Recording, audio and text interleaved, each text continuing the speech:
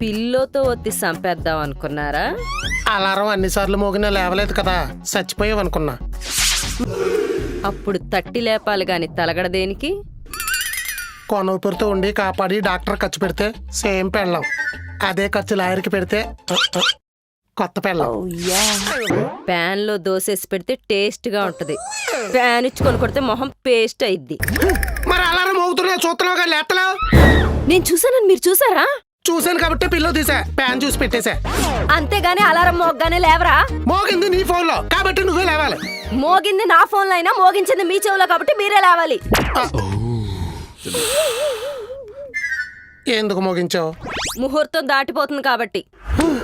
ముహూర్తం పెట్టి అలారం పెట్టి ఇంత గొడవ పెట్టి లేపాల్సినంత ఇంపార్టెంట్ ఏముందే? ఈ ముహూర్తంలో మొగుడుతో ఏ డిస్కషన్ పెట్టినా పని అయిపోతుందని పంతులు గారు చెప్పారు. పంతులు గారి అడ్రస్ ఎక్కడో చెప్పవా, ఆయనకి నేను ముహూర్తం పెడతా. అక్కర్లేదు, నాతో డిస్కషన్ పెట్టండి. పాచి మొక్కలతో పంచాయతీ అంటే కార్యక్రమాలు ముగించుకుని కామ్గా కాఫీ తాగుతూ మాట్లాడుకుందాం. ముహూర్తం దాటిపోద్ది. ముహూర్తం మొదలెట్టు. ఫ్రిడ్జ్ కొనాలి. ఉన్న ఫ్రిడ్జ్కి ఏమైంది? చిన్నదైంది, కొత్తలో ఉన్నట్టు పని చేయట్లేదు, మార్చాలి. నువ్వు కూడా ముసల్దానం అయిపోయావు, పని చేయట్లేదు, నిన్ను కూడా మార్చకూడదు. అది జస్ట్ ఫ్రిడ్జ్, నువ్వు నా లైఫ్ కి ఫ్రిడ్జ్. నచ్చినా నచ్చకపోయినా సచ్చిదాకా నీతోనే నడవాలి.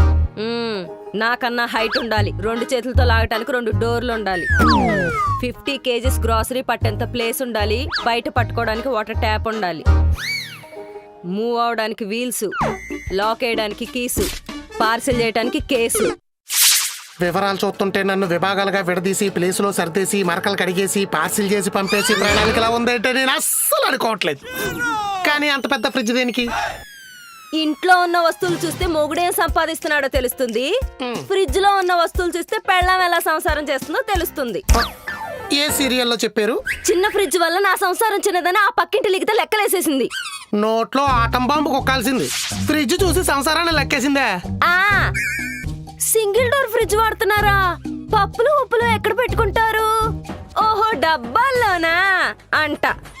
మాకు సింగిల్ డోర్ అస్సలు సరిపోదమ్మా, ఎందుకంటే 5 కేజీల మినపప్పు పట్టాలి, 3 కేజీల పెసరపప్పు పట్టాలి, 4 కేజీల కందిపప్పు పట్టాలి, ఇడ్లీ రవ్వ 5 కేజీలు, ఉప్మా రవ్వ 3 కేజీలు, పల్లీలు 2 కేజీలు, ఎండుమిర్చి, ఆవాలు, జీలకర్ర, ఇవన్నీ పట్టాలంటే ఫ్రిడ్జ్ లో సపరేట్ ఒక క్యాబిన్ ఉండాలి. ఇవన్నీ కొనాలంటే మాటకి వెళ్ళినప్పుడల్లా మినిమం 10,000 బిల్లు చేయాలి. మా ఆయన శాలరీ 3 లక్షలు కదా, మేం కొనేస్తాం అంట. ఫ్రిడ్జ్ చూసి సంసారాన్ని లెక్కేయడం అంటే ఇదే. క్యాబిన్ కొంచెం కిందకి రండి. వచ్చా. ఏముంది అక్కడ?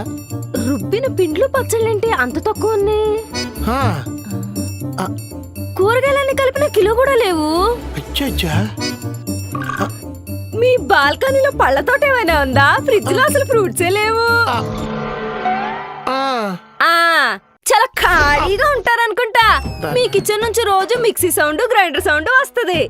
మేమైతే ఒకేసారి వారానికి సరిపడా ఇడ్లీ పిండి, దోశ పిండి, పల్లి చట్నీ, టమాటా చట్నీ, అల్లం చట్నీ, పుదీనా చట్నీ, కొబ్బరి చట్నీ అన్ని చేసేసి సపరేట్ క్యాబిన్ లో తోసేస్తాం.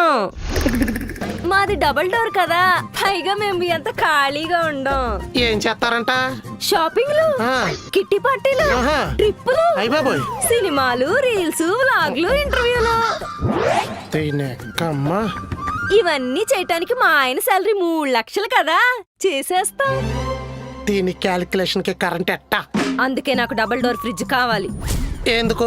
నాకు పులిసిపోయిన పిండ్లు పాచిపోయిన పచ్చళ్ళు వేసేడతావా? అదంతా నాకు అనవసరం, నాకు డబుల్ డోర్ ఫ్రిడ్జ్ కావాలి అంతే. నీ ఆయన శాలరీ ఏమి 3 లక్షలు కాదే. ఇది కూడా నాకు అనవసరం, నేను కూడా అవన్నీ ఫ్రిడ్జ్ లో పెట్టాలి అంతే. నువ్వు అంతే అంతే అన్నావంటే నా అంతం తప్ప ఆదాయం ఏమి మిగలదు. అయితే కొనరా? కొన్నావు. పెళ్ళం పరువు కన్నా నీకు పైసలు ఎక్కువైపోయినాయి కదరా? ఎక్కువ అవ్వలేదు, తక్కువైనాయి, అందుకే కొన్నంటున్నాను. నువ్వు ఏ యాంగిల్లో చూసినా కొన్నా. నీతో మాట్లాడితే నా మొహం మీద ఉమ్మేయి. దాని మొహం మీద ఉమ్మేయమని చెప్పి నా మొహం మీద ఉమ్మేసి వెళ్ళిపోతుంది ఏంటి?